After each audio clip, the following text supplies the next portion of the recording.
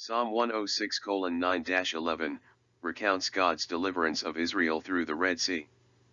Attached to the written file is a YouTube link to an archaeological video that should convince even the most ardent unbelievers.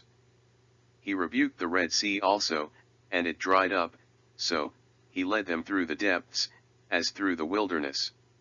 10 He saved them from the hand of him who hated them and redeemed them from the hand of the enemy.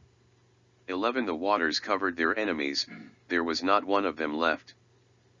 There was nothing good or exemplary that God could draw from this rebellious and self-willed people, at least, that which would justify his going to extraneous measures and saving them as his special possession.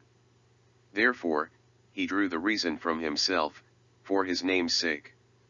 Perhaps the prophet Isaiah defines the scene best in Isaiah 63:11-14, Then he remembered the days of the past, the days of Moses and his people. Where is he who brought them out of the sea with the shepherds of his flock? Where is he who put his Holy Spirit among the flock? 12 He sent his glorious arm to be at Moses' right hand, divided the waters before them to obtain eternal fame for himself. 13 And led them through the depths like a horse in the wilderness so that they did not stumble. 14 Like cattle that go down into the valley, the Spirit of the Lord gave them rest.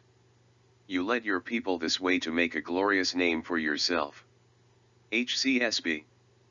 The narrative is recorded in Exodus 14:27-28. So, Moses stretched out his hand over the sea, and at daybreak, the sea returned to its normal depths. While the Egyptians were trying to escape from it, the Lord threw them into the sea.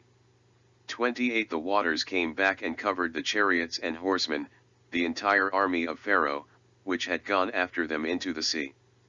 None of them survived. HCSB. Here begins a penitential confession of sin, which was, in a special way, timely, for his nation was apparently in distress, and the psalmist felt he must justify God's justice in all that the Lord has allowed by afflicting his people, acknowledging that God is fair and his judgment is righteous because his people have done wickedly. The psalmist is remembering and bringing to light the depth and degree of the sins of Israel's predecessors, yet God did not cast his people off. The psalmist is writing this as an encouragement to the readers and reciters of this composition, offering historic hope. Even though we as his people are being justly chastised as our course in life is being modified and changed, yet we shall not be utterly abandoned. Psalm 106:12, Then they believed his words, they sang his praise. Paraphrased from Exodus 14:31, 15:1-5, the people realized the tremendous power that God had unleashed against the Egyptians. The people were in reverent awe before God, they put their faith in the Lord and believed in his servant Moses.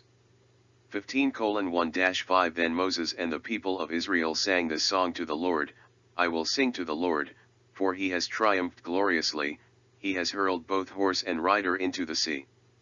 God is my strength, God is my song, and, yes, God is my salvation. This is the kind of God I have and I'm telling the world. This is my Father's God, and I will exalt him. The Lord is a warrior, Yahweh is his name.